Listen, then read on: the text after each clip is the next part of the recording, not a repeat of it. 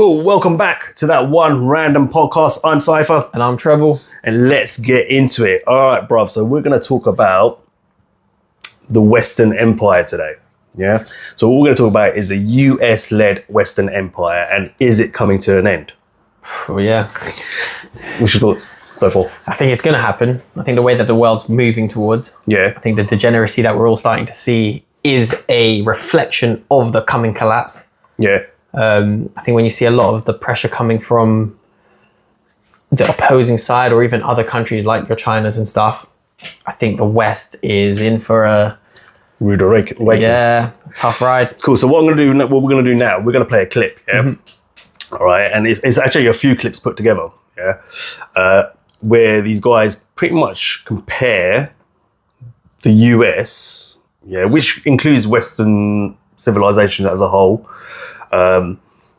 They compare it to the fall of the Roman Empire, and then we're going to talk about what we're picking up on when we're watching these guys explain all of this and how they're comparing it all and how it's relative to what's going on now. Mm-hmm. That makes sense? Yeah, let's do it. Cool. It is astounding how close our time is to the conditions that led to the rise of Julius Caesar in Rome. Rome was being fleeced by a greedy elite called the Optimates, who were monopolizing land with usury and slave labor. These elites were migrating huge volumes of slaves to work the fields for low wages. Does this sound familiar? This drove down the price of labor and ended up pushing native Romans out of work and off their land. The elites would buy up these vacant family farms and move more slaves onto them. These same elites would then give out loans to these broke Romans to help them set up a new life in the city, which would put them into debt slavery. The city of Rome itself swelled up with a huge disgruntled cast of poor veterans, native Romans, and recently migrated slaves. Does this sound familiar? These formed a jaded undercaste, while the elites lived in slave-supported luxury. The Roman soldiers would go abroad and risk their lives conquering territory for Rome in the hope of making it, only to get underpaid. And then they would come back to find their families replaced by slaves from the place they just conquered. Does this sound familiar? Caesar was one of these elites who sided with the native Romans. He was known as a populist. He used the people as a force to push back against the elites and drive through reforms that limited this debt slavery. Through decades of ruthless civil war, he came out the winner, but was infamously assassinated by the elites for subverting their grip on Rome.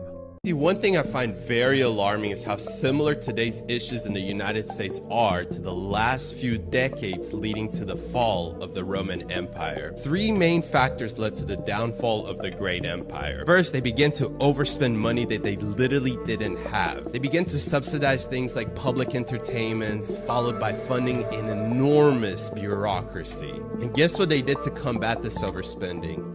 They increased their taxes and also debased their monetary system. And of course, this led to a huge economic chaos. Now, at the very same time, the breakdown of the family began. You gotta understand that early Romans understood the philosophy behind a strong and stable family, which essentially led to a great empire. But later Romans actually began to turn to different moralities which fully abandoned the concept of family and marriage. Now, the most important factor is the Romans actually began to live a very lavish, elite lifestyle. And this lifestyle was filled with a bunch of altruistic desires. And this liberal approach to life was met with some harsh consequences. You see, the Romans actually had a standard procedure that would allow migrating tribes into their territory. But for some odd reason, they abandoned that standard procedure when migrating Goths into their territory. And the funniest thing is that Goths were actually long foes of the Romans,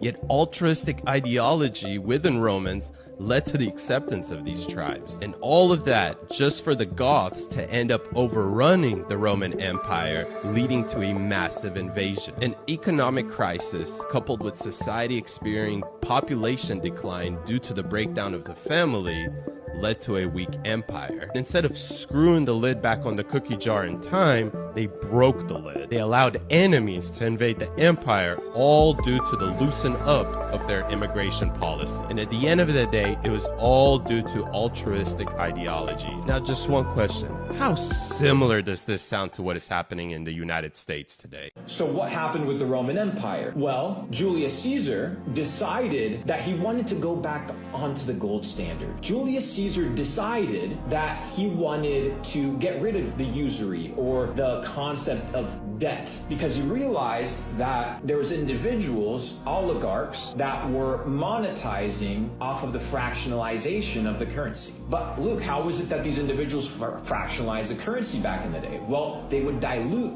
the purity of the coin. Now, back in the day, you would basically have to go and mine for gold or take over a village or take over a kingdom in order to bring in new currency in order to grow. Today, expansion or growth is merely just the printing of fake money. But that's basically stealing from your own people because you're debasing, devaluing the purchasing power that you have. Why? Because there's more circulating supply. Therefore, scarcity becomes less abounding. Now, back to Julius Caesar. He wanted to reintroduce the gold standard because he saw the debasing of the currency, aka the fading of his empire. But the oligarchs didn't like it. After he passed the law, within 6 months he was murdered. 23 stabs. A couple years later, the debasing of the currency was reintroduced. Now, this happened again many years later in a different land with an individual known as Abraham Lincoln.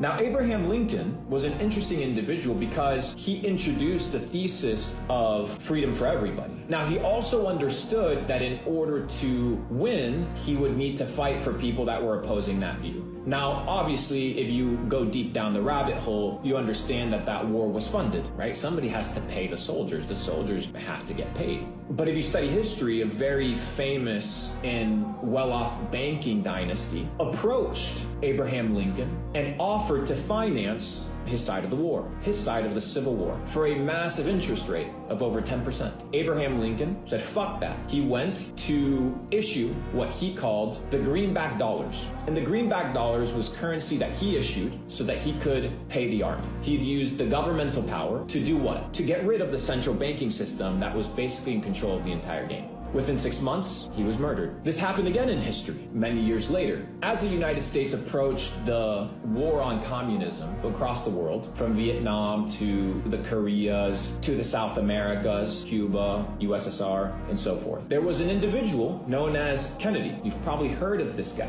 Now, Kennedy was a very interesting individual because he came in as a Democrat, but at some point, he shifted his perspective into understanding that there was a big issue with the currency being debased. So he issued, through the Treasury, $2 billion of a new currency, a new US dollar that was backed by silver, the silver-backed dollar. Within 6 months, he was murdered. And a few months later, a silver coin with his face on it was minted to commemorate him. There was another individual in history, a little bit more on the ruthless side, in the northern region of Africa. His name was Gaddafi. Now, you've heard Hillary Clinton brag about, we came, we saw, he died. But the reason was because when it's all said and done, Gaddafi wanted to introduce the Pan-African currency backed by gold. Within a few years, he was dead. A few years later, an anonymous individual approached the internet, known as Satoshi Nakamoto. He introduced this concept of a new currency that was backed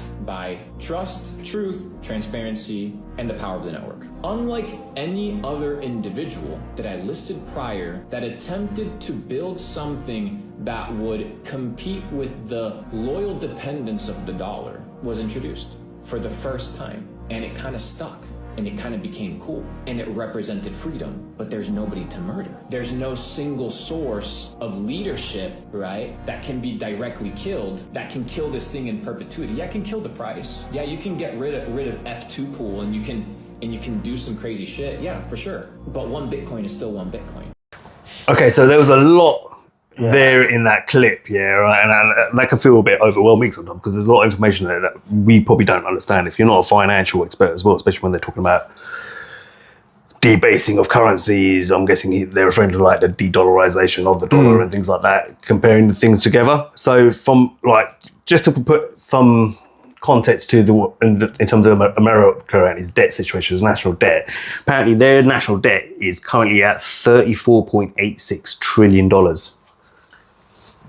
Debt. Debt. See, this is where it gets weird, isn't it? Which is money that they owe to not just domestic creditors, but foreign creditors. Yeah, as well. when it comes to the money side of how the world works, it gets really confusing as well, because what is debt? So they've created money, the banks have given out money and want interest back on money that they created. But they've now created money out of nothing. Here's the bit I don't understand. Okay. Our central banks, right, because in the UK, right, just put it out there, right, how bad this is. The UK's current debt is over $1 trillion. It's never been over $1 trillion before. Right? This is how much money they've been printing. But when you want money printed, you go to the Bank of England and you tell the Bank of England, we want this amount of money to be printed. The Bank of England go, right, cool, we'll print that off for you. These are your rates of what you owe us back. So you've got to pay the money back that they're printing off plus the interest on top of it. I'm not a money expert. Like, I'm not that much of a money expert. I probably need to increase my knowledge in that area, but I still struggle to understand why we got to pay interest back on something that's publicly owned. Well, this is the thing. Is it publicly owned? Because when you look at no, and I'm looking for this from a normie point of view. Oh, okay. Yeah, right now. Okay. So from a normie point of view, you and I have different points. Yes. We know that central banks aren't controlled Federal by Reserve is not federal at all. Yeah, it's not Nor federal. is it a reserve. Yeah, exactly, right? And neither is our Bank of England. No. Yeah, right. Because as you know, anyone knows that the City of London is not part of the United Kingdom. It's a corporation. Yeah, it's like the Vatican. It's a corporation. It's like a country to its own. Right? And a lot of people don't understand that. But you're paying interest. So we own the Bank of England publicly. Yeah, our government runs it for us, the taxpayer. But yet we pay interest whenever we want money printed off. And we've got to pay that value of the money as well. So if we print £1 billion, we've got to pay that £1 billion back plus the interest on top of it. Doesn't make sense. I'll give you a simpler example. But yet, isn't that organisation funded by the taxpayers? But when I've looked it up, we look it up as well and see how is the Bank of England, for example, funded? Like, where does it come from? Taxpayers? What? Like, drill it down, I suppose. Although we are a public body, we do not get a budget from the UK Treasury. Instead, we generate the funds we need for our work by the Bank of England levy funds, the cost of the bank's monetary policy and financial stability operations. So they make money, basically, that sounds like to me, through printing money, lending money, and charging you interest. So Just doesn't make sense. So how is that a public company then? No. And this is the bit, like, you've got to start asking questions. If you funded taxpayers' money to it, then you wouldn't have to charge interest because now you're being funded by the government that controls you and runs you. But instead you don't. You lend money. I can understand you having to charge interest to if another country came to the Bank of England and said, "Hey, look, we want to borrow X amount of money." Yeah, all right, get it. But within your own economy, your own country, and the government runs the Bank of England, why do you need to do that? Yeah. It'd be interesting. Someone could leave a comment if someone is a bit more of an expert than us, and we're probably a little bit ignorant with this whole thing. But it'd be interesting to know. But the amount of debt, let's go back to the debt that ranked up. I remember, like, was it back 10, 12 years ago when I was really getting deep into stuff, learning a lot about this stuff? I think it was at 17 trillion for the US. I can't remember. I don't know what the UK's was at the time. But that's a hell of a lot. You're not going to pay that money off. No, it's impossible. It never. But again, it just doesn't make sense. So someone gave me an example. For example, say you have a bag of sweets. The bank creates this bag of sweets and it now gives you a sweet. Okay, I'm going to give you 3 sweets. I'm going to give this person 4 sweets. But in return, before you give it back, I want interest on it. So I gave you 3 sweets, but I want 4 back. I gave you 4 sweets. I want 6 back. Where are they going to get that extra sweet and that extra 2 sweets if you create the sweets and you solely give out sweets? Yeah. It's impossible. Someone's going to have to lose. And this is why we have poverty in so many places and homelessness and stuff, because somebody has to lose. It just doesn't make sense. And then when it comes to the trillions of debts, can't wrap my head around that. Does not make sense. I mean, But back to that video though, that video went the parallels were uncanny because it started off with talking about the Roman Empire and the collapse of the. I've got a list. We're going to go through it. All right, I was going to say, I've made a list of things like they do talk about it, and we'll talk through it bit by bit, right? So we touch a little bit on the money side of things. Again, we'll admit we're not experts in it yet, but just common sense point of view and a logical point of view. Yeah, it doesn't make sense. Yeah, it doesn't make sense to me. Yeah, I'm sure someone will say, "Oh, you bozo, it's supposed to," do you get what I mean? But actually, no, it's still, you probably still won't be able to explain to me why that is. And there's a funny actually, do you know what? video of Do you know what? There's a clip actually I want to play. Let me see if I've still got this clip where they're talking about the guy who oversees, I think, the treasury for Biden. Yeah. Have you seen it? I think I've got this clip. Should we play it? Oh, let's Lord. play it. Let's play it. These are the people that are running the financial right-hand man, institutes, innit? or from the government point of view. Yeah? Here we go. And it's probably the same here in the UK. They don't fucking know shit. They're Either. baffled. But let's just play this clip. The U.S. government can't go bankrupt because we can print our own money. It obviously begs the question, why exactly are we borrowing in a currency that we print ourselves? I'm waiting for someone to stand up and say, why do we borrow our own currency in the first place? Like you said, they print the dollar. So why does the government even borrow? Well,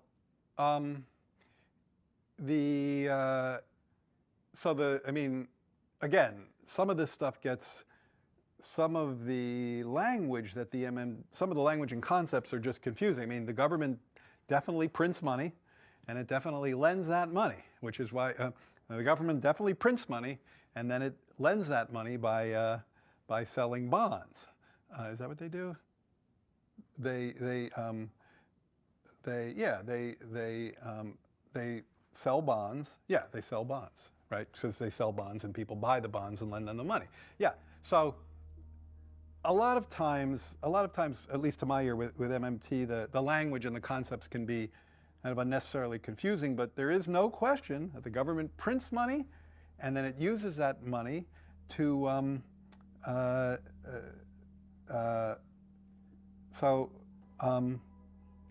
guess I can't really talk. I don't get it. I don't know what they're talking about. Like, because it's like the government clearly prints money. It does it all the time, and it clearly borrows.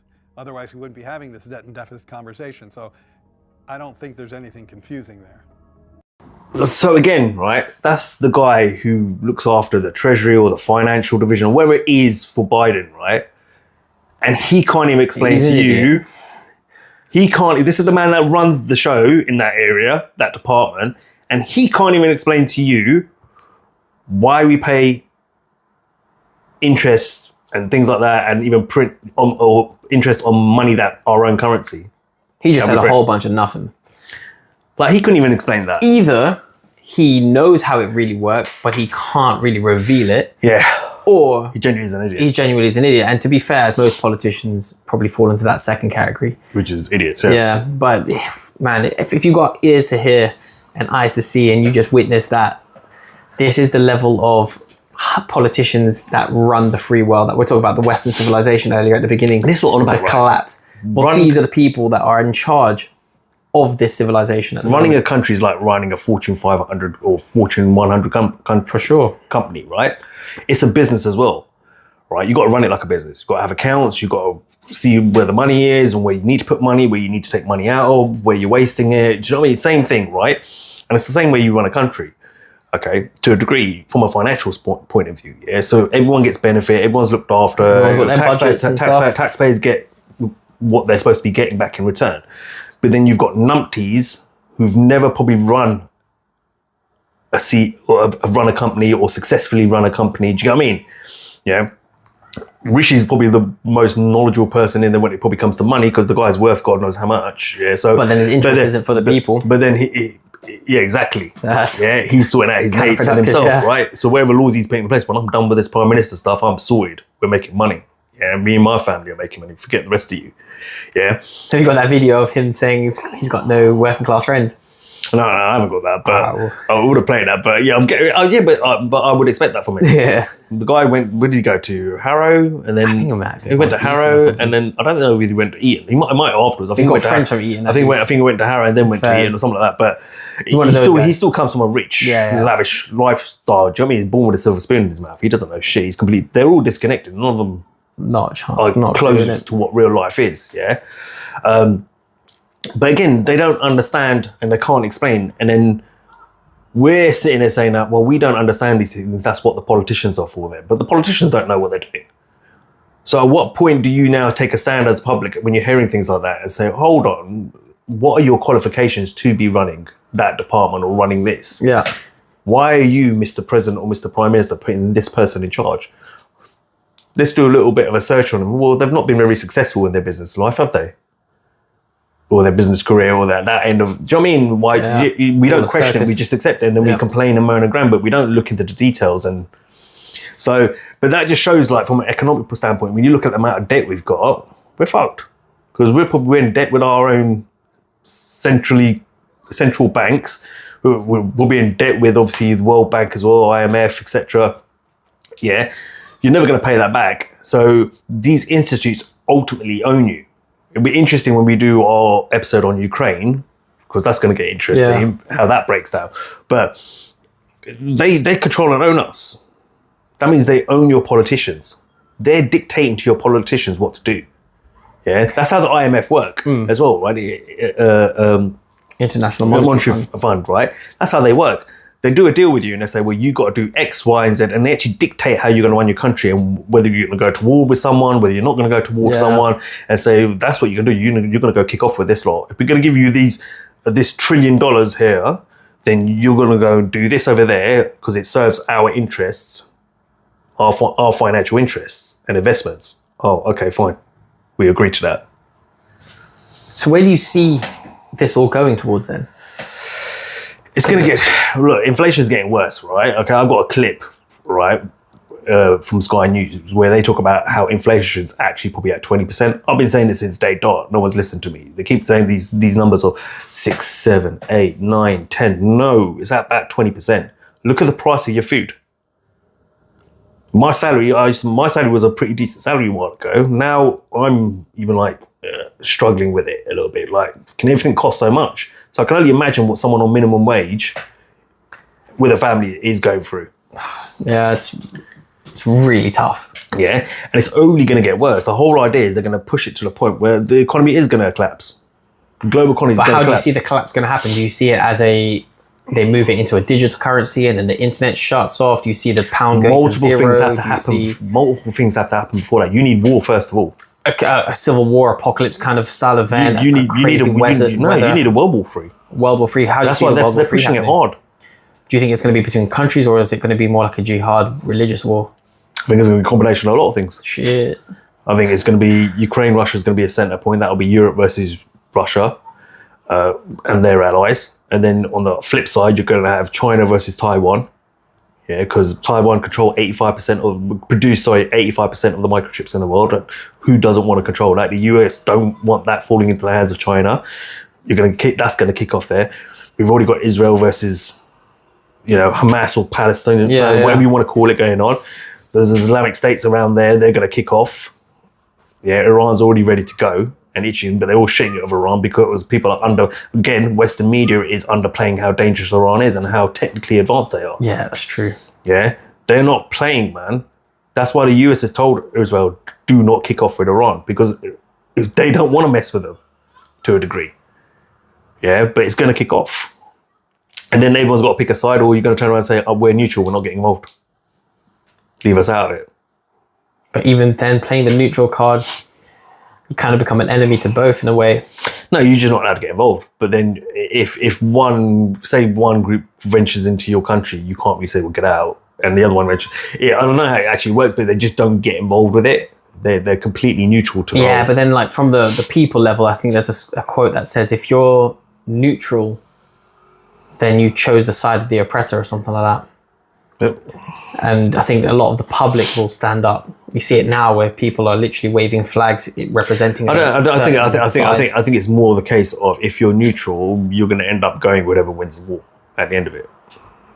Yeah. So if one side wins, it was like, I think Portugal were neutral in the World War II. So the Portuguese, if Nazi Germany was successful and achieved what it wanted to achieve, they would have been like, oh, we'll just go along with these guys, don't we? But the Brits won, so okay, cool, we just carry on going on like we always done with the Brits. They don't put themselves in a position where they're going to get. Do you get what I mean? They So just what happens accept, with the they're money just then? acceptance of it. They've not got them, and mostly those countries I generally think are probably countries that don't have the military might to really launch a defense or an attack. So they're like, well, we can't take these guys on. Like, we're just better off being leave us neutral and out of it, not getting involved. Yeah. And the global currency then, what's going to happen with that as a result of the war? Are we all just going to, after the war, so say post-war, when everything does eventually settle down, The dollar's got to crash because that's the world reserve, isn't it? Currency. Yeah, everything's done in dollars, right? That's got to crash first of all. They've got to bring that down and destroy it, devalue that. Like he was talking about debasing, right? I'm guessing that's what he means by that.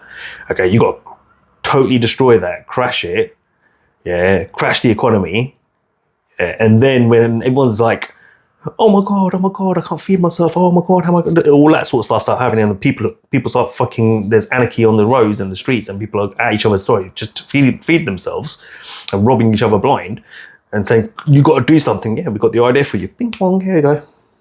This is what we got for you. Remember this thing that we told you we wanted to do before, and you all said no. Well, this could save us now.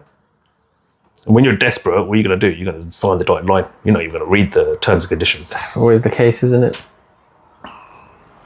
Just it's going to be a slow. It's a nice slow progress, which they are progressing. I feel.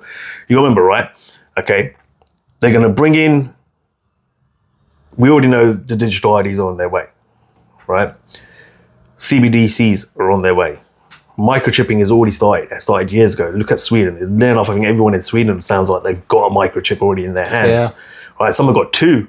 One in each hand. Like, what the fuck do you need that for? Yeah, you got Elon Musk, the savior of free speech, apparently. Yeah, Mr. Controlled Opposition. You're also dumb. Yeah, I'm sorry. I'm just saying you are dumb. Yeah. If you believe that guy is on your side, this guy is he's produced and has now had his first successful human trial of Neuralink, the chip that's going to go in your brain. Guys, the Teslas are blowing up all over the place. If you want to let this guy put a chip in your head, okay then.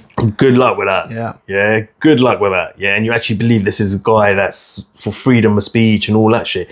Yes, that's how controlled opposition work. They do things that favor, that you go, oh, look what he's giving us a platform to be free speech. But I've seen people have their posts taken down on Twitter.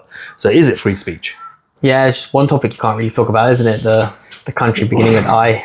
Supported by. It's not even that. There's other things like, yeah, I know you're about that. That gets taken down. That gets taken down. But it's like so much for free speech. Yeah. I saw someone did so much for Elon Musk's free speech. It's not free speech then, is it? On Twitter, or you want to call it X or whatever. Yeah. Yeah. This guy is trying to get you like on his side, like they do. And this is what they do. Control opposition. They get you on their side. And they're like, yeah, this guy's on our side. He knows this. He knows that. He's talking this. He's talking that. He's for and the people. Subtly, he's actually pushing you into where he wants you to go, which is eventually go get that chip in your head. Also, the space is fake, but yeah, we can get onto that another one. No, we're not getting to that. Yeah. Stop you right there. Yeah, Stop you right there. Right, back to the video then. Yeah. But all right, let's talk about the next part of that, right, which is obviously the breakdown of the nuclear family. Yeah. Yeah. Right? And I'm going to talk about this with the black community, especially because I think they've done a great job with destroying black communities and black families. Destroyed. Yeah, like you look at it in America, and it's probably to a degree applies here as well, right? I think look it up. When did they create the U.S. welfare system? So you know, like their welfare, like benefits.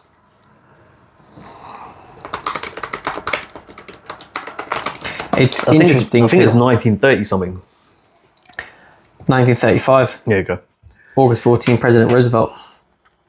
Social Security Act. That probably came out on the back of Great Depression, right? Yeah. Pre-World War II, post-World War One. The thing is, like, black people in America were like white people. Their mum, dad, both working. Do you know what I mean? Home, might be in a black community, whatever. But that traditional family base was there. Do you know what I mean? Mm-hmm. Now you got all these people, all these women who get pregnant, have multiple baby daddies, don't work for a living and claim welfare out there. That's how you destroy families. And the same here in the UK, right? And it's not just a black thing, it's a white thing as well here. It's probably the same in America as well. It's probably a white thing out there as well, but they just highlight it more with blacks. I'd even take it a step further and say the Planned Parenthood programs with the abortion clinics. is even taking it a step further. It's one thing to be a single mother, but then to have the abortion rates that they have in the US. I think Kanye West gave a statistic. Do you know what the number one rate of murder of black people is in America? Is it abortion? Abortion is the number one killer of blacks. Obviously, that some liberals might be, oh, well, abortion's not murder, whatever. To me, it is. Yeah, that's another talk. But to me, it is. To me, it is.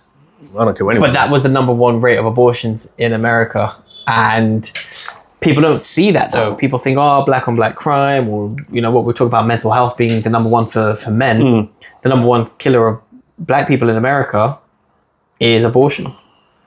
And that's a government pushed program. That's Planned Parenthood. Hey guys, don't have kids. Go have sex with as many people as you want. To just come to the clinic, and we'll take care of it like for free, almost cheaper than going to the shops. Just come over. It's the same here as well. It's the same here as well. But this comes back to the collapse of the Western civilization, isn't it? This is part of the program. I mean, but I just think like it's working with white people as well. It's not just black people. I feel like there's more of an emphasis with black people because you don't want black people to reproduce, right? Okay.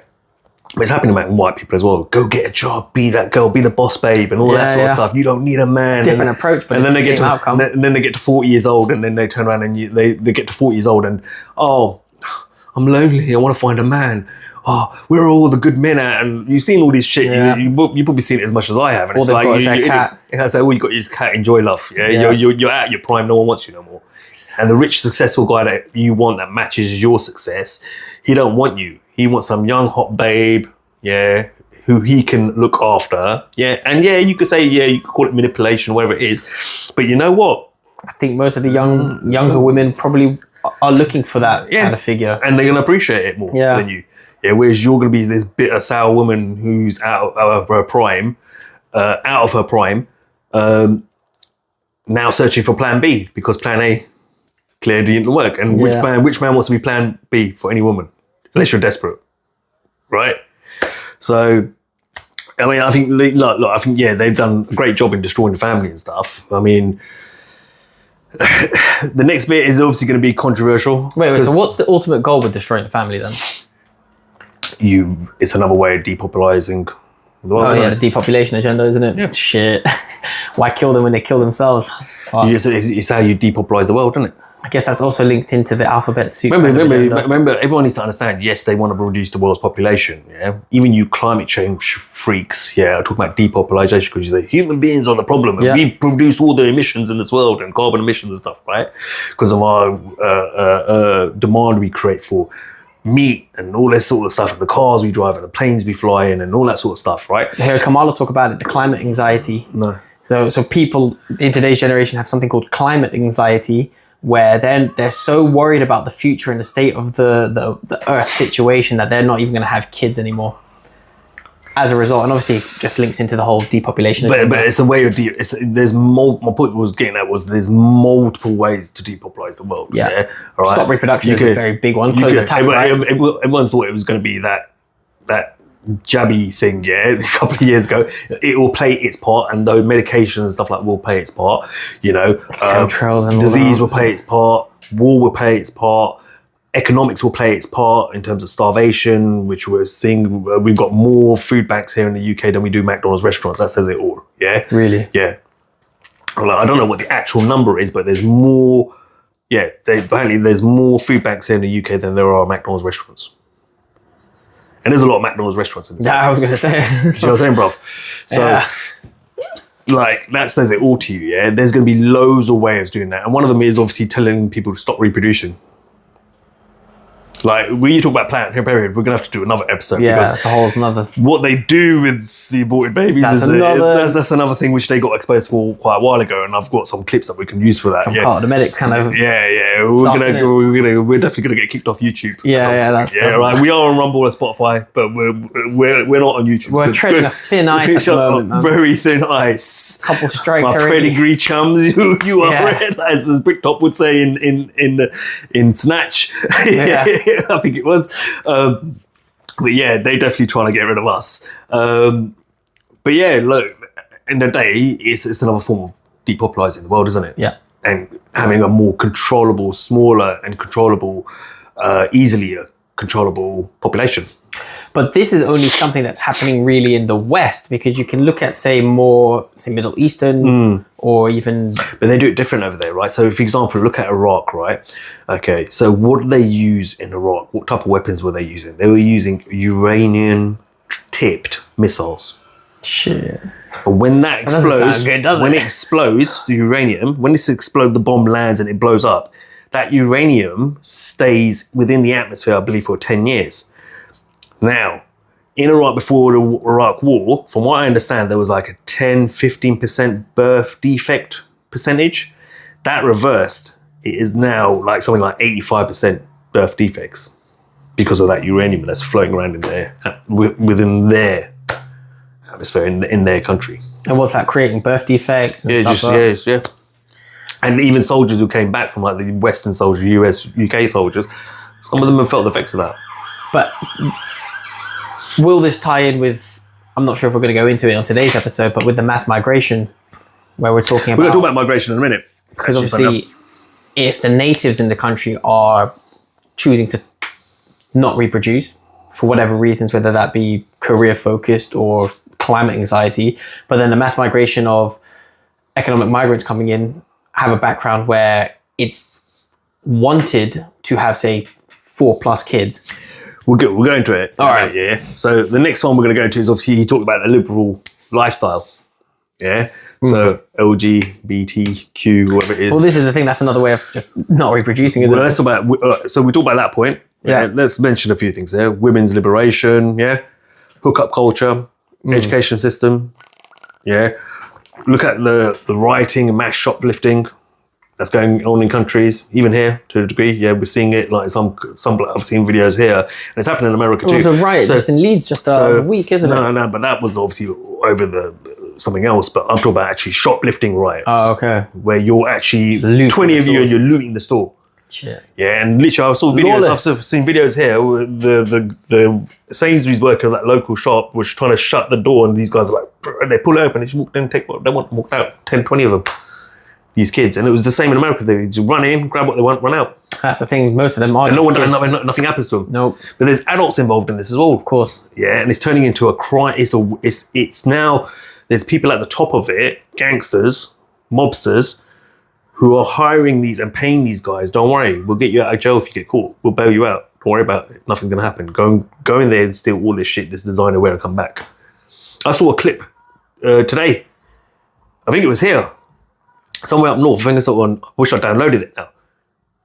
These were migrants, by the looks of it, because they're obviously speaking in Hindi or something like that, yeah, or something.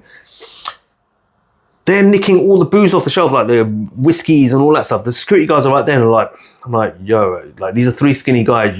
You guys are bigger lads. You could probably pin them down and smash them to the ground. Yeah. But no, just let them walk out. And they chased them while they're on the phone. They're obviously talking to the police, but they can't. Well, this is the thing as well. I think people forget sometimes with security guards, there's 2 different types of security guards. You've got DS and CP. Yeah. DS being door supervision, meaning they just man the doors and they actually can't really get physical. And then you've got CP, close protection, and these guys are maybe ex-military or have some sort of combat training.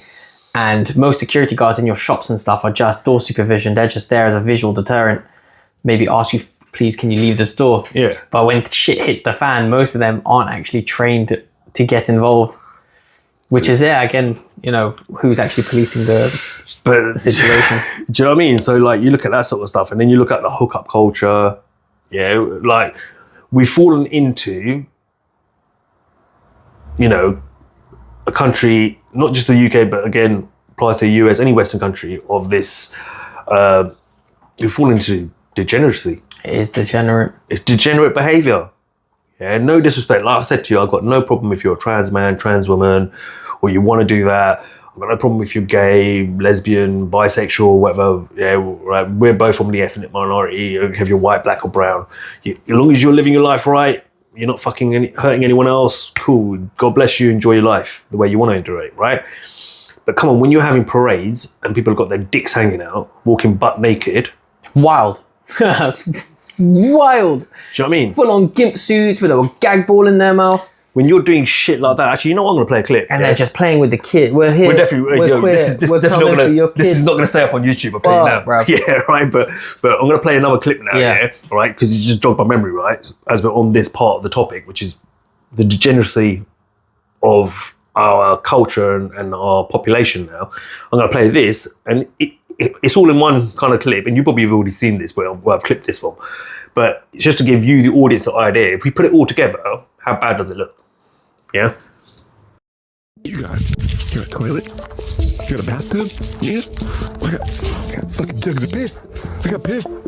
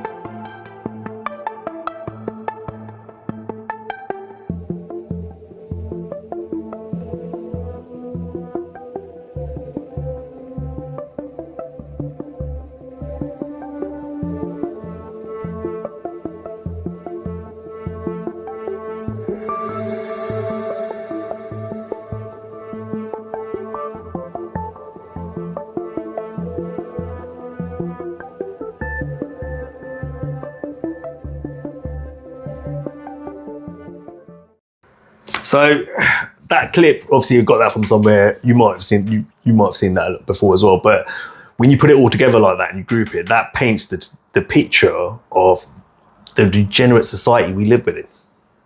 What do you think? Yeah, I mean, like, first and foremost, I believe in freedom. Yeah. I believe in freedom of choice. You can do whatever you want. Just like I believe in your freedom to choose gender. Just like I believe in my freedom of speech. Yeah. However, there comes a point where this is no longer a personal decision to switch or transgender, whatever, or have your own political opinion. And it's now become a groupthink movement where they're now trying to impose their belief system onto not only children, but to normalize it amongst the world. And obviously, first world they need to try and conquer is the Western civilization. But as a result of it, we're seeing not only division being created, but also a collapse due to the degeneracy of the nature of it. I agree with what you're saying, but okay, so for example, what if the argument gets put back to you from these lefties or these individuals, and they say, well, doesn't religion do the same thing? Okay. Which pushes its belief system onto you and its ideology. What religion has a month dedicated to parading that religion? Yeah, but religion is all time, innit? But so is being gay, I guess, isn't it? If you're transgender all the time. Why do you need a whole month for it? But they're pushing it outside of the month anyway. My point is, if someone uses that as an argument, yeah, what do you say to that? Because religion does the same thing. In terms of expand. So you're talking about they're pushing their ideology. It's not just in a month that they do it. They do it all around the clock, 365. So religion does the same thing, right? Mm-hmm. So religion, you're taught from your birth. Your mum and dad say, we are Christians and we go to church on Sunday, and then the Sunday you go there, you go into Saturday schools, church, whatever day that happens on. You go to Saturday school, at the church, and they're teaching you about the Bible studies and all that sort of stuff, and you're being indoctrinated in a sense, aren't you? Cool, but if you're a parent... Because you don't allow that child to just grow up and then say, well, okay, well, allow him to get to make his own mind up, or her mind up, right? So And I'm just playing devil's advocate. No, I get that. Look, I'm here to challenge my own belief system as well. So we're saying it's not right for a kid to be told, a 5-year-old kid to be told, talk about masturbation, to also be told you could be a boy, you can be a girl, you could be this, you could be that, and we're in a sense it's mind manipulation, right? Yeah. I would agree with. Yeah, I agree with that. Okay, and we're saying that a child should learn to just be a child, and then when they're 18, 19, and they're more of an adult, they can then start questioning that sort of thing, and is that really the way I want to go? Because this is not going to be reversible if I choose to transition to a woman, right? Do you understand? Later on in life, all right, let me just add on to that. Is gender defined? If they feel like that, I'm not saying. Do you know what I mean? It should be a natural feeling. If I feel like I want to be, it's like I was listening to what's her name, Blair White. Yeah. Is it? Yeah. The transgender righty. All right, she was on. It was an old episode on Joe Rogan, and he asked her like, when did you know you kind of wanted to be a girl? And she said, well, 5 years old. Yeah, she goes, from 5 years old, I felt like I was meant to be a girl. She obviously didn't change till she got a lot older. So I mean, that's the example I'm talking about, right? Where it's just naturally occurred that way. That's how they felt, and that's the way they went, and they were sure of it. Do you get what I mean?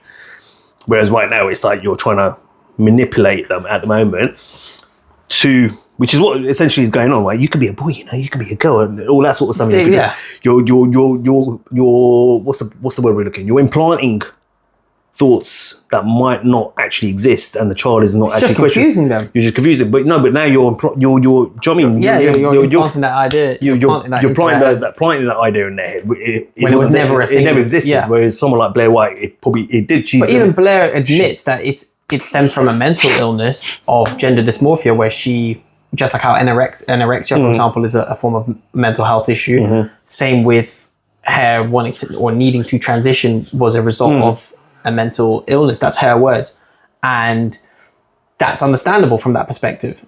But as you said, now it's just a 5-year-old. You can be whatever you want. No, but I'm saying the argument that could come back is that we're saying you can do whatever you want, blah blah blah blah. You can make this decision, blah blah blah. You can all that stuff that they're teaching them right now in schools, right?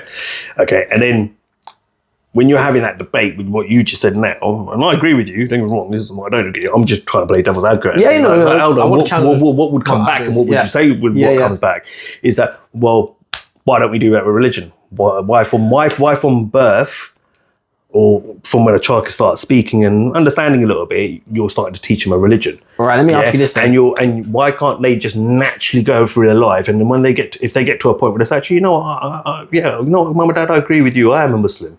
Or no, actually, I feel like I'm a Christian. Oh no, I'm an atheist. Why do you get what I'm trying to say? Do you see what I'm saying? So firstly, my response would be, because you mentioned about parents sending their kids to school. Most schools already have that within their philosophy. I went to a Catholic school, for example. I knew there was a Jewish school, there's Muslim schools, there's secular schools. Mm-hmm.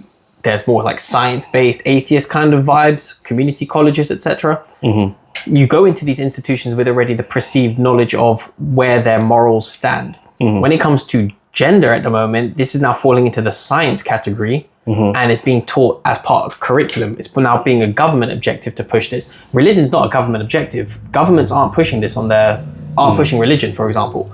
What they might do celebrations on certain events. Easter, I'm just talking about school. Some of these parents are guilty of pushing this with their kids as well. Like some of these parents, but they're brainwashed as well. They're normies, isn't it? No. But what I'm saying is that at what point? So do we say, okay, well, the government's not pushing religion, but I'm just using that as an example. Where it used to, like even the parents push it, right? And then there's some school formats that you do where they'll say, well, I want my kid to go into that school because that's what religion we are. I want them to go to a Catholic school, or I want to go to a Sikh school, or do you know what I mean, a Hindu school, or this and that, because they will learn about their culture and their religion. Yeah, that's the bit they will say, what's the difference? Isn't religion doing the same thing? Most parents don't send their kids. It's not a choice that the child is making themselves. It's a choice that's being guided, or things are being planted in that child's head that you need to be this religion. Because I'm your parents and we are this religion and you are this religion, and that's what you're going to learn. Is that not the parents' right though? Is it? Shouldn't it be? But their argument would be, well, why do we do that? Why does the government I'm trying to debate. I'm trying to create a debate. I hear that. To get this talking. So who should have more power in programming a child's head?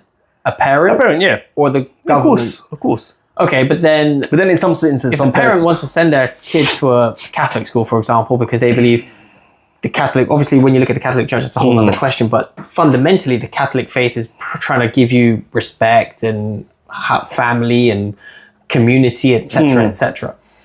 So sending a child to that kind of school, you would like to believe, would give you those Catholic values and hopefully make them a more in-line person with what they believe. The government, on the other hand, is trying to push this whole narrative of 72 genders. At the age of 5, you can choose whatever you want, and and if you decide and you're convinced enough, we can give you hormone treatments to reaffirm that belief, even though you're also arguing that gender isn't based on your sexual parts. So why does removing them actually reinforce it? That is where it gets complicated, because I don't see how that should be. That shouldn't really be a thing, especially for primary school kids. Teenagers, all right, it's starting to get a little bit more open, the conversation of sexuality, but they're really pushing this in primary schools. We're talking 4 or 5 years old. These guys are still... I'm just thinking like the kind of arguments we would get back. Like if you and me were sitting... Yeah, I think this is good conversation. This is what I think we should be doing. We should be challenging our ideas. Look, if we're too... I think, you know what my answer to that, if someone threw that at me, what I've just thrown at you, would be, yeah, but I could change my religion when I'm around. Even if my parents have brought me up as a Hindu, which they did at the beginning, I'm not really a active Hindu now. I do believe in God. I have my own belief system.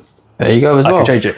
But if I, at 10 years old, decide I'm going to take puberty blockers and change my sex, and decide then I get to 18 and decide, oh, this was the worst thing I ever did, I wish I hadn't done it, I can't go back. I'm stuck with this now. It's irreversible. So why take these transitional hormone treatments and surgery, etc., if gender is purely based in your mind? I think I'm a woman. Okay, cool. You think you're a woman? That's absolutely fine. Go wear women's clothes if you want, or you can believe you're a woman. Do what you want to. You believe a woman should be. But why do you then need to take surgery and take all these hormone treatments to reaffirm that your belief? Because what religion might ask you to wear clothing or anything like that, but no real religion is asking you to do anything that's irreversible like that. Most religions are actually trying to push a state of purity. Some might even say you shouldn't get tattoos and piercings and so on. So this is where the gender situation is a little bit more controversial. The whole tattoo thing is obviously, just to give it some context as well, is the whole tattoo thing is you're defacing God's creation, right? So God created you, and it's like you're spitting in his face because you get a tattoo. So then when you think about it, then if you're changing your sex when you're taking puberty blockers, and you're look at it from a religious point of view, if that's what some religions see from when it comes to tattoos, then what is changing your gender? Well, look, this is the thing, as I said, a lot of religions don't necessarily aren't in line with this movement, and that's why I think it's a bit weird that, say, in a Catholic school that they're starting to push this, because obviously tolerance is another belief that they try and preach. So naturally, this gender identity stuff is being accepted. I think the Pope Francis was even saying, we welcome all the gays and stuff and all the trans, and he even said if aliens came, he'll baptize them. The state of the world has gotten very weird. But yeah, I think as well with the gender situation though. So why does it need to be reaffirmed through surgery if your sexual organs do not define your gender? Having a penis does not mean I'm a man. I could be a woman if I feel like I'm a woman, right? Yes. Why do I have to remove it then? If I already feel like I'm a woman and my penis doesn't define that, why do I need to remove it? And the thing is, you can still have your penis and get a tit job. You can get implants on your tits if you wanted to. You can do other things without having to remove your penis. Yeah. Right? If we're going to get into it, couldn't you? Yeah. If you don't want to dress like, there's lady boys in freaking out in Thailand and places like that who have still have a penis and have boob implants. Yeah. Right? So why do you have to go to that point? Because you can still revert. That's something you can reverse. You can get those implants removed. Yeah. You can't change you can't change your vag back into a penis. Nope. It can't happen. But again, it comes And back vice to the versa. whole game plan of depopulation is one way is to just stop reproduction from the start. from reproducing, right? But then again, as I said, like I do believe in the freedom of choice. Look, if you want to change, if you want to Like I said, look, be a part of whatever group you want to be a part of, I support your freedom to do that. But I mean- why do you have to promote it and push it so hard? I don't agree. Right, But why has it become such a movement? That's I seeing it from the bigger picture I've got a of thought on that. anything that's starting to come out like that. I've got a thought on that. Yeah, just I'm going to stick a pin in it for now because I kind of want to probably put that to my final thoughts. Okay. When we get to it, but I do have a root feeling as to why they're doing the whole gender thing so important and why they're focusing on these little kids so much, especially the younger kids a lot. But again, we're going to go. That's going to probably get us taken out of YouTube for sure. All right. We're good on Rumble though. We'll be good on Rumble. Yeah, hopefully that's true. we've been pretty good. Spotify's been pretty good to us as well so far. Yeah, so yeah. we haven't had an issue there. But yeah, I'm going to probably, but I think it's probably the best explanation to get it through people's heads, even these lefties, I hope, to maybe tap into some of their heads if anyone comes across our episode today, to understand why they're doing it and why it's so wrong that it's happening. But we'll get to that in a bit. Yeah. Look, let's talk about the next bit, right? Which is immigration. Mm-hmm. Yeah.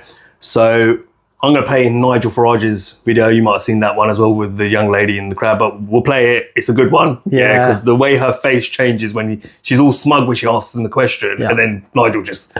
One thing I like about Farage is that he's always ready with the facts. He's never said, we'll listen to him in a but he's never actually said anything that is wrong. Is wrong, yeah. He's never disagreed like. So let's just play it anyway, yeah? I have a question about being a paid actor. You also run you are online on a website called Cameo where you'll record paid shorts of you doing roasts or pep talks for people. I was just wondering, your cheapest ones you do are £70. If I paid you £70 now, would you admit that this country would be nothing without our rich history of immigration? Well, I tell you what.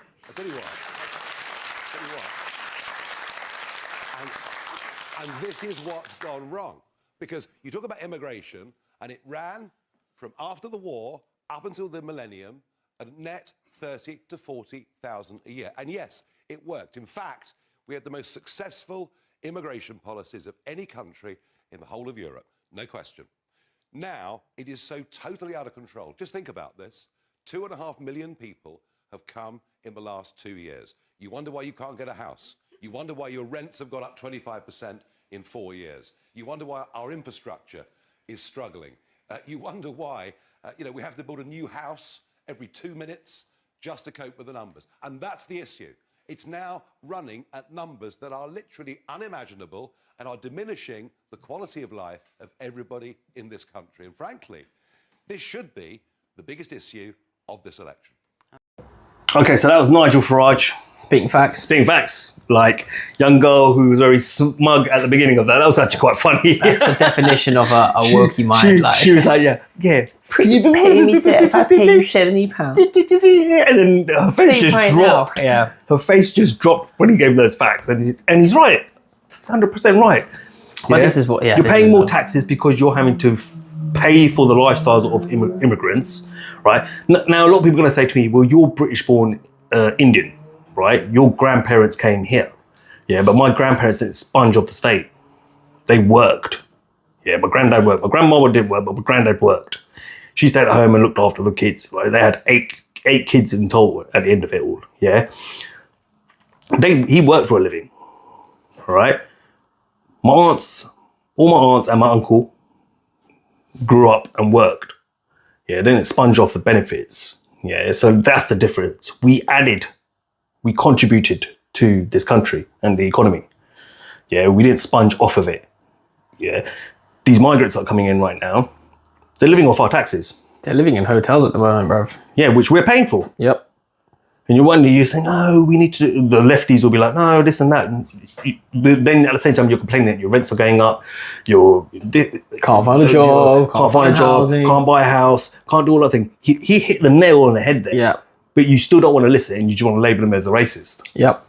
Well, this is the problem with the woke mindset. It's the refusal to hear the facts and think critically about the situation. I mean, all right, let's put our mind in that. Like, let's play devil's advocate again. What would a normie reply to that? Like, what would a normie say? I can't justify it in it, so I'm trying to think. Like, I can't justify it, so I can't think what a normie's going to say. We saw Normie. We saw her in the crowd. What was she the was reaction? silent. No, and no one applauded Raj for what he said. Paid actors doing it. It's BBC. They would just shut up and they thought, well, how do we come back from that? You couldn't come back from that because he gave you hard facts. Yes, there's nothing wrong with immigration. When it's at 30, 40,000 a year coming into the country, and we're selecting the right ones who are going to add to our country and make it better, make the infrastructure better, and help it grow and help the economy grow and all that good stuff, it's not a problem. But when you're bringing in 2 million in the last 2 years, or whatever you said, 2.5 million or whatever it was, it's going to hurt your infrastructure because now you've got no homes, any houses that we have available, private owners, landlords, whatever, they're giving it up to the council because they're getting loads of money for it. Because that's what the councils do right now, right? They can't build their own homes. So my mate told me, I think it's, when they build these new apartment blocks and these apartments and all that are going up, we see all around going in London, right? A percentage of those apartments have to go to the council. Really?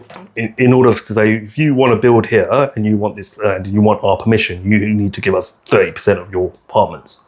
So we can give it to council tenants and stuff like that, even probably immigrants and stuff like that. But this is the thing, who's the priority list on that? Because if you're say for example, just come out of university, you've got a decent qualifying job, you're not eligible for these council housing because you're working, you're educated and stuff like that. It goes to the people who are, I put in quotations, the vulnerable and so on. But those would be possibly the immigrant class of people.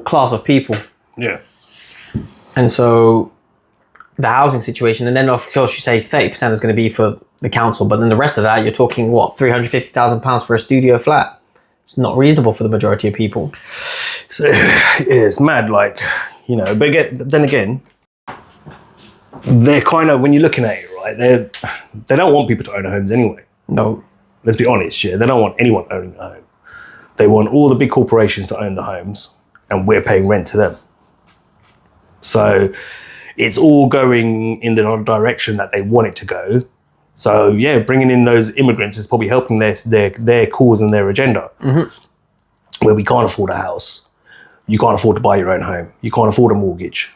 Yeah, you can barely afford rent, which is exactly where we want you, dependent on us. I mean, don't get me wrong, there's other thoughts I have about immigration as well, which is, I saw a clip the other day and I wish I downloaded it. I don't know if you've seen this, right? There's two police officers, and then there's a black guy who's clearly come from Africa, right? And he's doing a stop and search or pulling someone up, and the person's recording him. He can barely speak English. The other copper is standing behind him, right, laughing his head off. He's trying to explain why he's stopping the individual, and the lady's like, what are you talking about? I don't understand what you're going on about. This triggered that thought that I've had a long time ago, which is, when they bring in this new system, which they're trying to bring in, and we revolt, the police at some point are going to turn around and say, well, this affects me as well. Like, how can I enforce this? Now, if people do turn around and do that, right, the current police force, who are in the police force, who are born and bred here, a lot of them, do that, then you need someone else to enforce your agenda, right, or the rules. So that's where the migrants come in hand. Yeah. Because they've got no affiliation or loyalty to this country, this state. I mean, you said it better, where, hey, we'll give you a job, pays good money, you get to wear a uniform. You just go out there and you put in, and you enforce our totalitarian rules. Yeah. But not only that, if we turn around and say we're not going to go fight in a war, you could turn around and, what? There's, actually, I'm going to play a clip now, yeah? This is just jogged my memory, right? This is a good clip as well, right? This woman asked some real good questions, and on the back of that, I'm going to give my opinion on it, yeah? And you throw in your bit as well and tell me what you think, yeah? Men go to war, and women and children flee war. Where are all the women and children, please? Everybody that's coming over are fighting age men. They're soldiers. Now, are they there to protect us, or are they there to round us up? What are these immigration centres for if we're not using them? What are all these new prisons for if we're not using them? Prisoners are being released early, on time. What are the FEMA camps built for? The largest one can accommodate 2 million people. But where the hell do they expect to find 2 million people? And more importantly, why? There's something else going on they're not telling us about, because it's cataclysmic. And we should be told. We should be allowed to make preparations. Putin, who's supposed to be the bad guy, has made preparations for every single one of his citizens. Man, woman and child. But what are our governments doing for us? Absolutely nothing.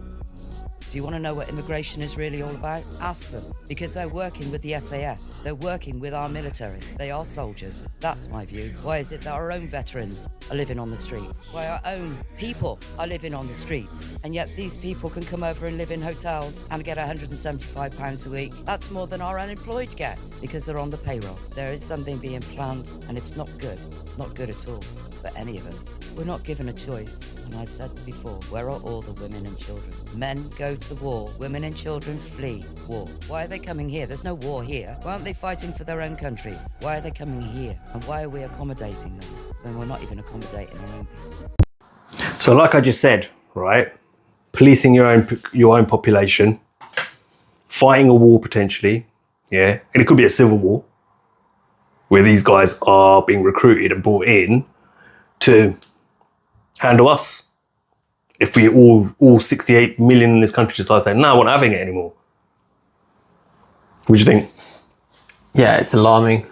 I mean, she made a good point. These are all fighting age men, majority. Yeah, I mean, Farage was saying that, like, because he was during COVID when a lot of this was happening behind the scenes. You know, they don't show it when the news was flooded with COVID, death tolls and so on. I mean, maybe that C word's going to get another strike for that. But when that whole year was happening and the news channels were flooded with medical information, whatever you want to call it, there was boats, dinghies coming in by the hundreds, remember right? it. And Nigel Farage was doing some proper investigative journalism when he was actually out there on the coast of Dover, and he was actually on the boat interviewing dinghies as they were coming, and all of them were full with young, working-aged, strong men, no women and children. Now the argument obviously is, oh yeah, they're coming here to send money back. But then it begs the question then how, well, this is the argument. This is what they're trying to say. Yeah, I'm just saying, how do you know that? I don't know that. And to build on to what she was saying. I know that's because that's always been the common thing, right, over the years, right? Okay, right. Men come over to work to send money back for their family, so their family can live pretty well, not well off, but comfortably. Yeah. While the man still struggles in the UK or US, where they are living in a shitty room or whatever, but he's doing it all for his family. So that ends up being believable because people over the years we've seen a lot of that. So people will easily buy into that story. Well, yeah, they're coming over here to work. They want to live. They've left the family at home. They've come to work. But where's the war-torn, which is the other argument that they're also trying to say, is that they're fleeing from a war-torn country and bombs are going off, and then it doesn't make sense to leave the women and children, right? Yeah. But then what she mentioned there about how they're probably on the payroll working with the SAS and the military and stuff, that took it another twist, because there was a video, I don't know if you saw the handover, where there was dinghies being escorted by the French Navy in their big Navy ship, escorting them into the UK waters where the Royal Lifeguards will come and pick them up. And this was a whole scandal. Farage was documenting it, and he was like, is there something going on? That. He was saying is it a drug deal? Is there like cocaine on the boats that they're trying to take, or is there something deeper? I don't necessarily know if Farage knows the answers. He understands the problem very well. Yeah. I'm not going to sit here and advocate to say that he has the answers to these problems. If he made him prime minister, he would sort this. I can't say that for sure. No, but I think he's the best out of all the politicians. I think he's the closest and most in touch with the actual problem. With the do you get what I mean? Yeah, with the reality of the situation. I remember he touched on that as well before. He goes, with that thing, he goes, I know what I would do. Our Royal Navy, we send them back. We say, no, you're not shoving them over here. Back onto your side. You deal with it. So for that one, he did have an answer, which is literally what Putin's doing at the moment. He's getting rid of all the illegal immigrants, like sneaking into Russia. And he said, nah, go back. See you later. I think Poland's done the same thing. Nah, go back. You're not staying. See you later. You don't belong here. You know what I mean? So there's some country. So, and this country, so it's Poland, who is so very anti-Russia at the moment and building up a real weapons stockpile because they're preparing for the worst, or prepared to go to war with Russia, okay? And yet they're part of the EU, they're part of this leftist political movements, yeah? But yeah, you won't label them as a racist nation for kicking people out of the country, but you will say that about Putin and other countries. You get what I mean? But I don't think, like I said, I don't think Farage has the answers to everything. But he understands the problem very well. Investigating it when no one else was. But here's my other take. Do you think, and I thought about this the other day, and I've thought about this a few times as well, but I really went deep into my thoughts about the other day. Do you feel this is also a Trojan horse? In terms of? So hear me out, right? What have we been doing since 9/11 to the Middle East? Invading, bombing, stealing natural resources, destabilizing regions, destroying all the ancient leaving stuff. leaving it in a pile of shit. Don't go there. Okay. Right. Yeah. Completely destroying and destabilizing those countries and leaving them in shit and just sucking them dry of their resources. Yeah. Remember we talked about Craig Harrison, right? And he talked about it in his clip when we played it a while ago, which was like, are these wars worth it? He was asked, and he goes, no, they're not. He goes, because when our boots hit the ground in Iraq, you turn to the left or the right, you could see the oil was getting pumped out straight away. They were already pumping it out. Yeah. So we all know what these wars are about, right? Well, with wars like that, you create another 100, 200, maybe 100,000 Osama bin Ladens. Because now they've got a hatred for the West. You've destroyed my homeland. You killed my family.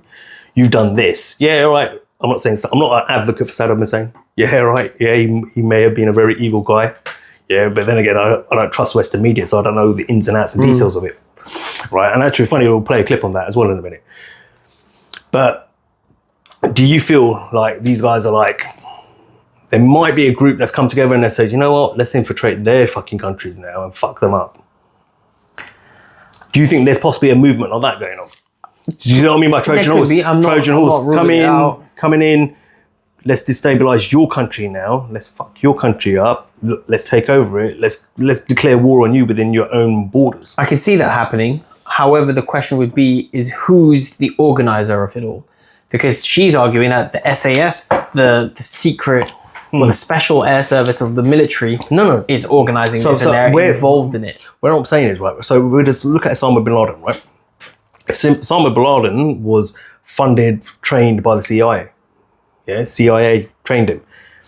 This narrative is he then now turned his back and attacked and went after the US and whatever Western world, right? These guys are probably coming in and say, yeah, we'll come in and work for you. We'll come in and do this for you. But secretly they're like, yeah, okay, this is our in. This is how we get in. We use these idiots to get ourselves in because they'll do this every time to fit their agendas and they want us to help them with their agenda. But when we get in there, we start driving our own agenda. I wouldn't be surprised. That's what I mean by Trojan horse. Yeah. I think, though, my gut feeling is they're here to help you, UK government, but actually, no, we're not here to help you. When the time's right, we're going to strike. Potentially. I see it more, though, as they're pushing the mass migration with the governments, UK government, French government, military, all in on it to create the division amongst the people, to create that breakdown of culture and background, and to just, as Farage was explaining about, you know, the economic situation, the housing situation, infrastructure situation, just to cause that economic collapse, like what we were talking about at the beginning of the episode about the Western civilization. I see it more as this mass migration is a catalyst for that.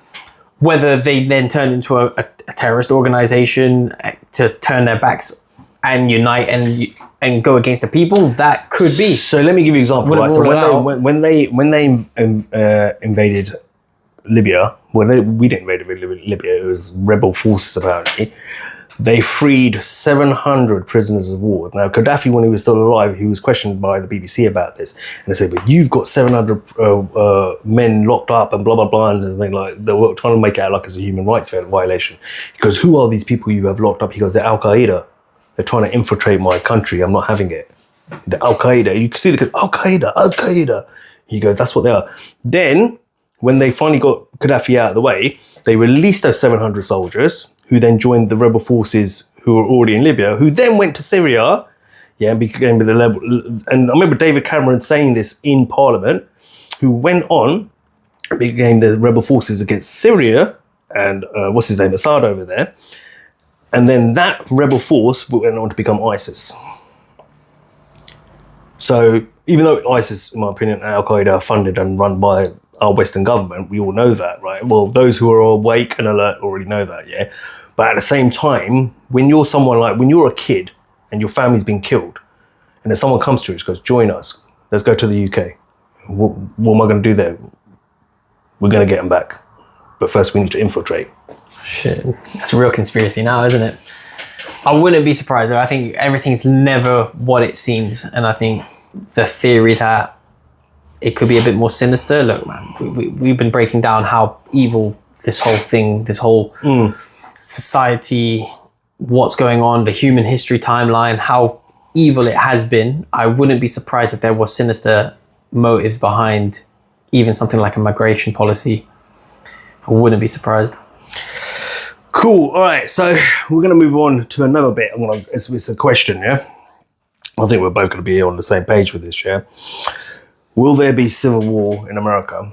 Yeah. And let's throw in the UK and France and places like that, the Western civilization. Do you think each country is going to face some sort of civil war or some sort of civil unrest where the point where there's going to be a lot of conflict and violence? And undoubtedly. Yeah. I see it building extreme over these last couple years and more so in the recent times as well, in these recent months. I think it's getting to a boiling point where the lid's going to blow. And that's going to be left versus right. That's going to be sane versus insane. It's going to be even on a religious, whether that be Muslim versus Christians at the moment, or the police versus the public. Everyone's angry at something. Yeah. Whether that's being caused by something more deeper, like, chemicals and so on. But without a doubt, a civil war is brewing between the people in all countries, I think. I agree with it. I remember, look, yeah. I think I said it when it came to when I did the Cypher's Random Thoughts on the Trump assassination, which is funny enough, for some reason, still up on YouTube, which I found weird. But I turned around and said, I think there's going to be a civil war. And I said 12 years ago, I said there was going to be a civil war in America. I didn't really know whether there was going to be one here, but I definitely felt there would be one in America. It would just fall apart because all empires have to come to an end at some point. Yeah. Why do you not think there'll be one here? No, back then I didn't really think of it. Because back then, I'm talking about 12 years ago, when I made that prediction. I just used America. And I said, in America, it's going to happen. For sure. There's too much division. There's too much hate. There's too much going on.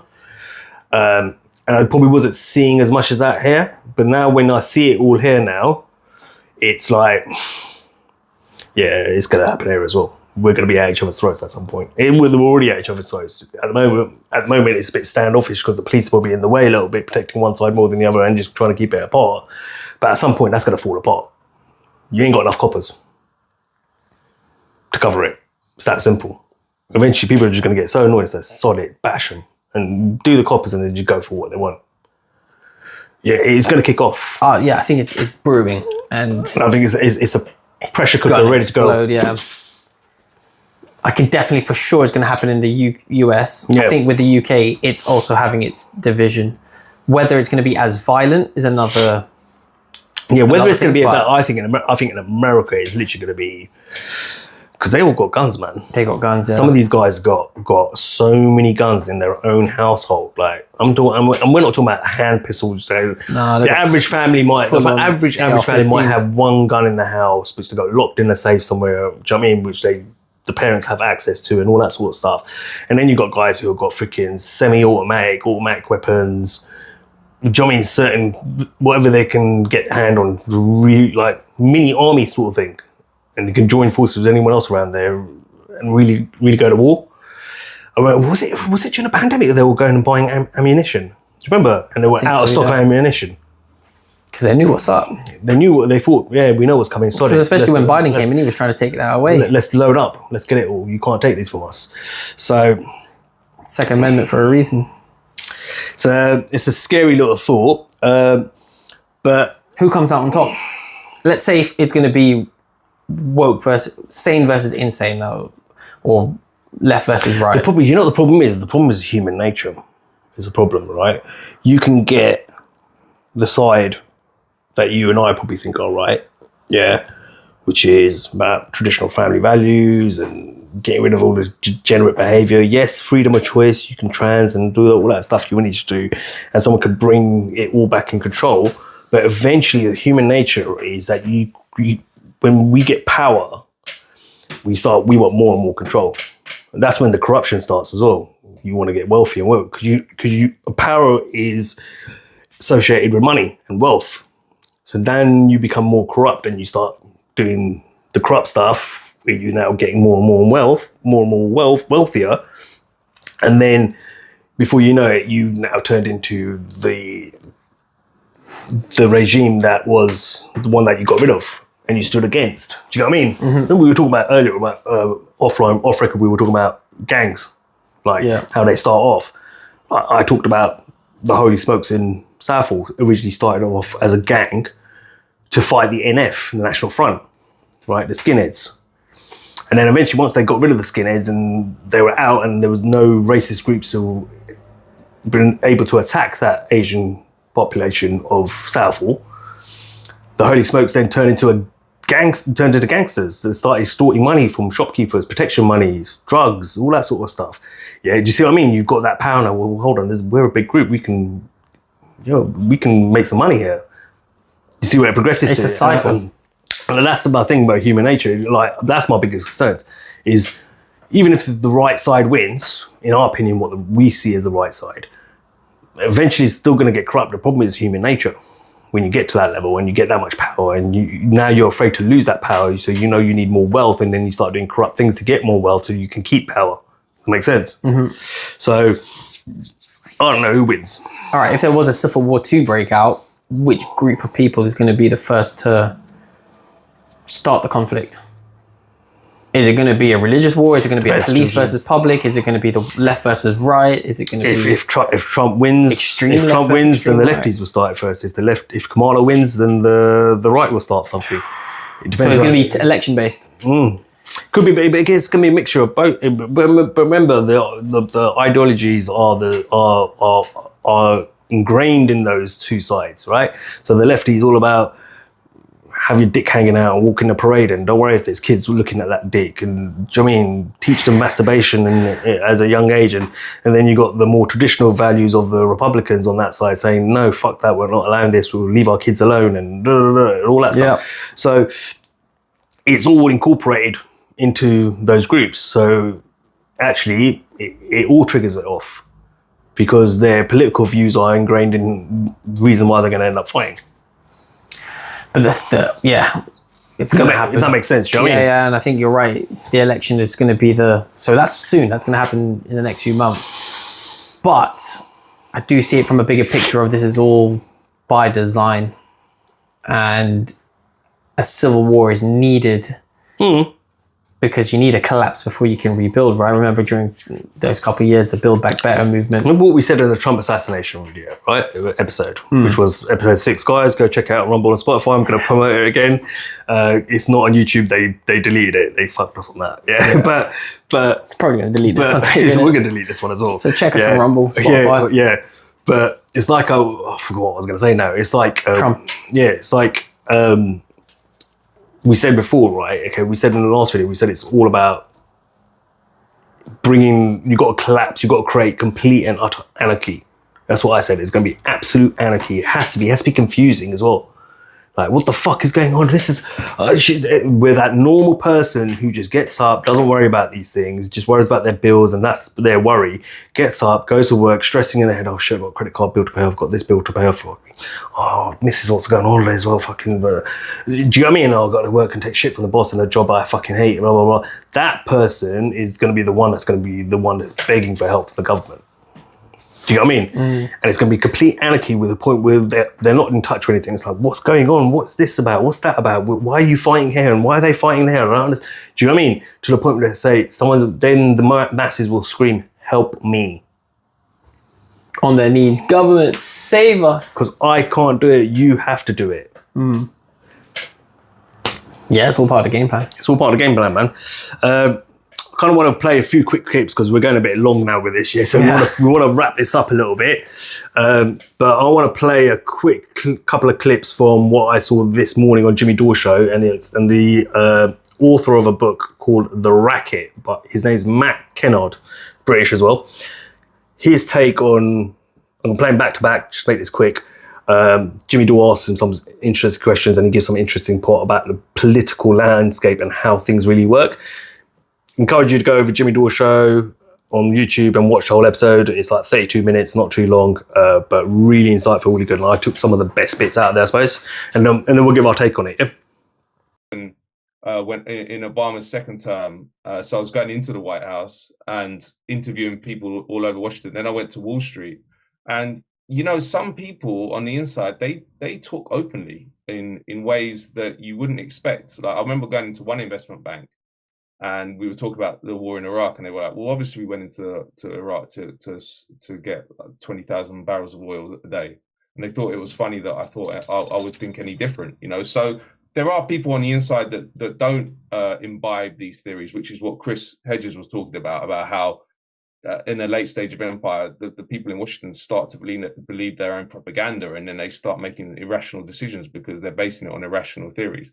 But it's a mixed bag. Some of them, some people are true believers, and you know what? I kind of respect the realpolitik people more, because the ones that really annoy me are the liberals. Like the realpolitik people who say, "Look, we go around the world and we want to ransack countries. That's what we do." Fine. At least you're honest. I mean, I don't agree with it, but at least you're honest. It's the liberals who say, "Oh no, we have this wonderful system that operates on these democratic principles and human rights," and then a bad person like Donald Trump comes and messes it all up. Donald Trump hasn't messed anything up. He's just a more exaggerated form of what they do as well. But that's the point, is this is a permanent government. This is a permanent war economy, and it can't change. You can't vote against it. The closest thing you can vote against it, unfortunately, is probably Donald Trump. But then Donald Trump talks the talk. But when he was in power, who did he put in his cabinet? He put in people like Mike Pompeo, Elliot Abrams, all the worst neocon warmongers there are in Washington. So you can't effectively vote against it. And that is why the system is crumbling, because people are desperate to elect someone who can actually take on the system that has been destroying them for now 40 years. I think in real terms, the average American worker has not had any wage progression at all in 40 years. So they're looking around and they're thinking, well, who can I vote for? They can't vote for anyone who's going to take it on. And then Donald Trump talks in these terms which are anti-establishment, so he gets popular, and the liberals can't handle it. So that's why it's all crumbling. The system is destroying itself. So, Aaron Mate has said on this show, he makes the case that the reason why, because my whole life the establishment loved Donald Trump, right? They gave him his own television show on network TV for over 10 years. They gave him Emmy nominations. They loved him. He was on every late night talk show, on the cover of every magazine. He golfed with the Clintons. They all went to each other's weddings, and their kids are best friends. And all of a sudden he became president. They hated him. And Aaron Mate makes the case that it's because he puts a bad face on empire, and that it's harder to sell these wars with a guy like him. In fact, they asked Donald Trump, "Why were you leaving troops in Syria?" And he said, "For the oil." He just said it. And that's called go ahead. I said, you're not allowed to do that. That's the thing. He's uncouth. He hasn't been through all the training schools in the State Department that you're meant to go through to put a nice white grin on the empire. And that's why he's dangerous for them, because that truth is they need to protect it more than anything, because the empire can only operate because of the myths that we're talking about. If people understood how the system really works, they'd revolt the next day. If the media covered it, they'd have to close the whole thing down within a week, which is why they let the free press operate as it does. Because how the media operates is, and it's a beautiful way of propagandizing the public, they do the odd good scandalous story and celebrate themselves, but it's all frost stories. It's all stuff on the top of the system. If you start going into the system and really revealing how it works, nuts and bolts, you end up where Julian Assange was, which is in Belmarsh Maximum Security Prison. And that's kind of why they allow the free press to operate, because there's a famous quote from politician here called Tony Benn who said, if voting changed anything, then make it illegal. And it's the same with the free press. If the New York Times actually did journalism which threatened the system, they'd shut it down tomorrow. They're allowed to operate because they give the facade of democracy and freedom, but they don't ever tamper with the system itself. I often say that the American people are the most propagandized people in the world, and they don't know it. Like, so in China, they know they're getting propagandized. In the old Soviet Union, they knew it was propaganda, but that's the big difference here in the United States. People actually think they're getting the news when they turn on their TV or pick up the newspaper. That's the most effective form of propaganda, right? 100%. And if people and also the two-party system operates in the same way. It's a beautiful system because the oligarchy controls both parties, and yet people go out and vote and think they're voting against they can vote for one thing or the other when in fact they're voting for the same thing. So it gives the illusion of democracy, but actually you're just solidifying and enforcing an oligarchy, and that's why the two-party system is so precious to the establishment in the US and also here in Britain. You see it with the Labour Party now. So I'm just going to say on the back of that before we get into this, this bit is, what did Mark Twain say? If you don't read the newspaper, you're uninformed. If you do read the newspaper, you're misinformed, which is literally what he's just telling us there. What are your thoughts? Yeah, I mean, look, we after listening to us, you probably already know that we see the dual party system for what it is. We see the politicians for what they really are. I mean, we even had a clip of the advisor, for the financial advisor for the states. We're showing you the ignorance within that community, as well as how the whole thing operates, and it's all by design. And yeah, until people see that, if it actually made a difference, they would not allow it to happen. But he made a good point. I think I touched on it on the last episode, which was when he's talking about Trump as well, is that Trump is the guy that they didn't want in power, not because they didn't want him in power, it's because he never received the training you require. So if you look at, there's clips of Klaus Schwab, we're going to get deeper, World Economic Forum, where he talks about his Young Leaders program on the World Economic Forum, and he mentions people like Boris, people like, I think Rishi Starmer's part of it. Starmer's part of it. Putin was part of it at one point. Trudeau, Jacinta, New Zealand, what was her name? That lady, I can't remember her last name. Might have even been Merkel. He talks all about all of them, and he talks about how proud he is of all of them, and all this sort of stuff. Finally infiltrate the fucking because they've infiltrated and taken over their governments of their countries, and they're delivering on what they're supposed to be delivering, which is basically whatever they've been trained in doing. And Trump's not received that. And that's literally what he's saying. But also at the same time, he also touches on the fact that everyone says that, oh, Trump's the only president that's never, there's been no war under Trump. Not quite true. No war has been started under Trump, but war in Syria was still going on. In the Middle East was still going. It wasn't like he said, stop all war, all of you come home. He didn't stop the Afghanistan war, did he? To be fair, that was Biden. It was done in a stupid, dumb way, but it was Biden who stopped that.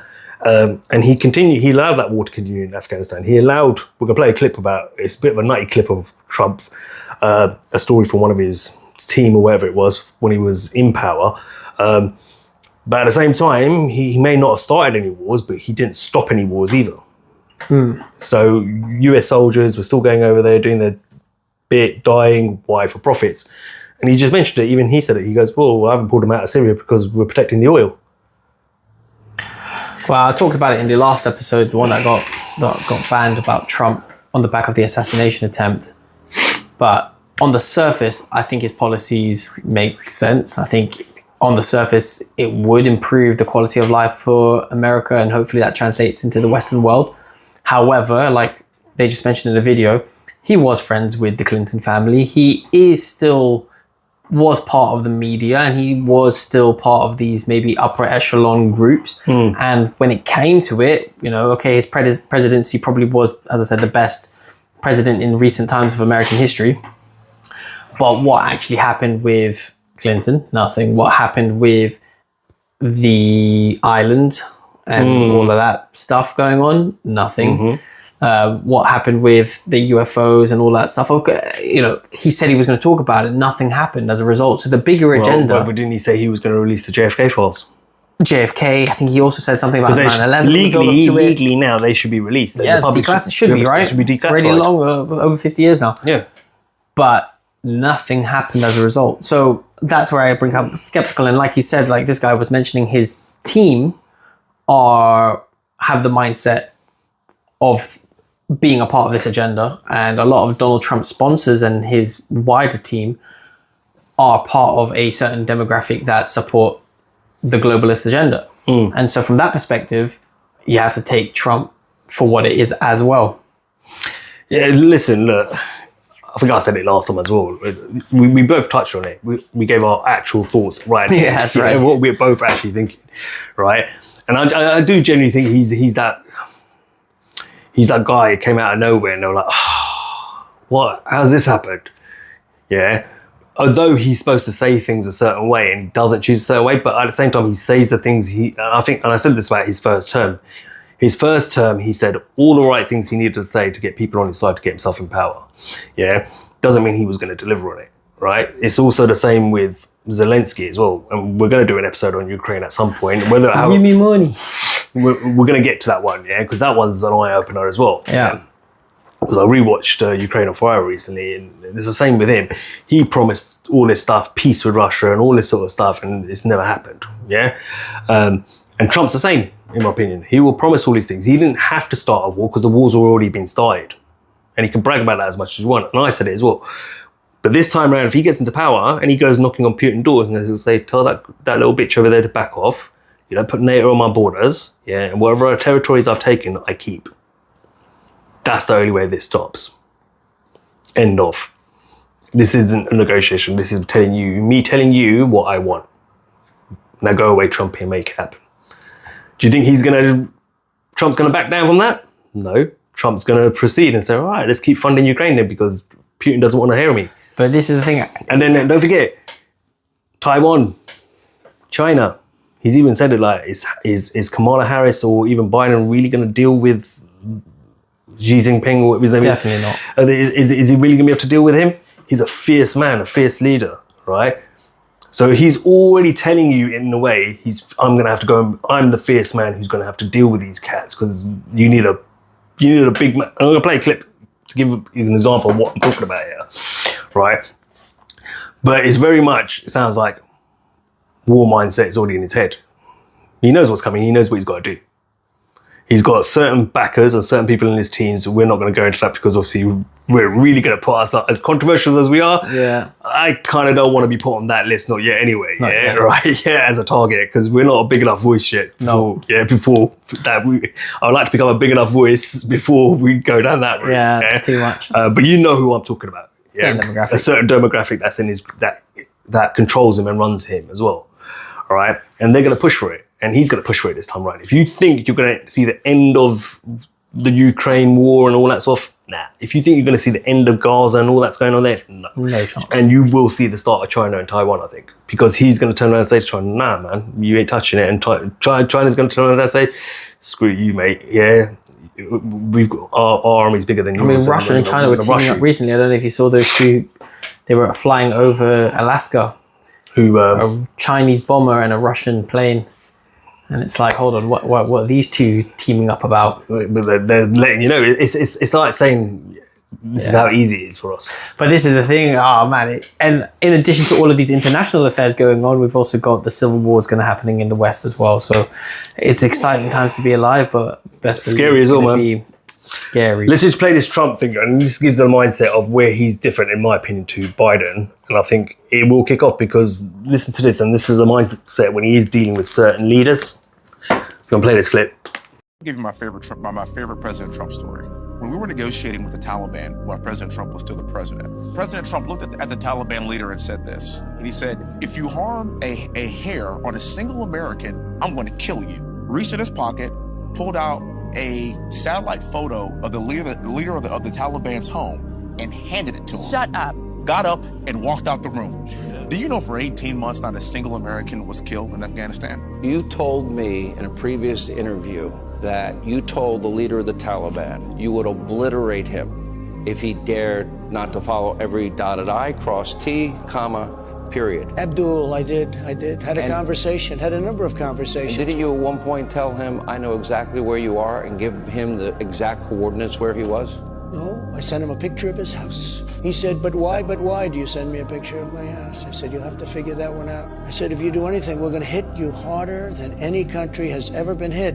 He said, I understand, Your Excellency. And he called me Your Excellency. I don't know if he calls Biden, but I will tell you this. We didn't lose one soldier in 18 months. And by the way, Biden got up and made a speech and he said that. That's the definition of strength. That's what I'm talking about. And so you could imagine that kind of sentiment being around the world. If we have an embassy in another country, no one's going to touch it because they're going to be fearful that they'll get a Moab on their head. That's how President Trump rolls. This is the opposite of strength. This is the definition of weakness. And so now we're being feasted upon by other countries when our embassies are there because the Americans aren't going to do anything about it and they don't want us there anyway. But the point of us having an embassy there and the point of us having sovereign American soul is to be able to keep an eye on the world to a certain extent, to have that presence. But you can't have that presence when we have feckless leadership.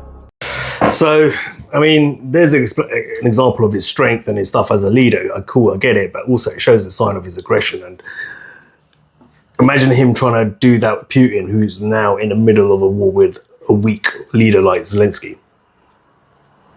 Or when he tries to take on, as a man he says is very fierce, the leader of China, Xi Jinping. Yeah, I think, but there'll be a level of mutual respect between Trump and Putin because of the history, but also because of the superpower status, whereas the Taliban was a bit more, you guys, as much as there might be fuck with us. Respect, at the same time, Putin's going to put in demands. Cool. Is Trump going to turn around and say to NATO, the EU, the UK as well, who are supporting this? Zelensky's just a puppet anyway. Yeah, he's just going to do whatever he's told to do. And when we do the Ukraine one, you're going to see how much of a puppet this guy is, right? He's not strong in any sense at all. Trying to make him out like a Winston Churchill, and he's not, right? But is he going to be able to get all those guys who are interested? And remember, the industrial military complex is making a shit ton of money. Yeah, the CIA are making a shit ton of money as well for this. Yeah, these generals, high-ranking generals, the reason they push for war is because they're invested in these companies as well. Don't forget that, and they make a lot of money off it as well. Yeah, so when you've got that whole system saying no, we are going to war, it's too big, $1 trillion industry. I mean, back even during President Trump's tenancy as the president, I mean, he was still in favor of. I remember he never stopped any wars. Don't forget that. He recognized it's a good business, you know, with the aerospace programs and all the military companies over there. He sees it as a good income. I don't see why he would want to turn that tap off. I don't. Listen, I'm not convinced anyway. I think we're gonna have to look at the time on this one. We might have to pick it up again at some point. I'm sure we'll talk about it in another episode. It's videos like this though that I do like Trump, but at the same time I do see it from a big I do when I see videos. I see why the appeal, where the appeal comes from. But when I see it, I go, yo, I can see the appeal, man. Like that's what you want in a leader. That's what you want in a leader. You want a leader who's like, don't fuck with my people. Do you know what I mean? That's what the definition of a leader, right? You mess with my people, and I will annihilate you.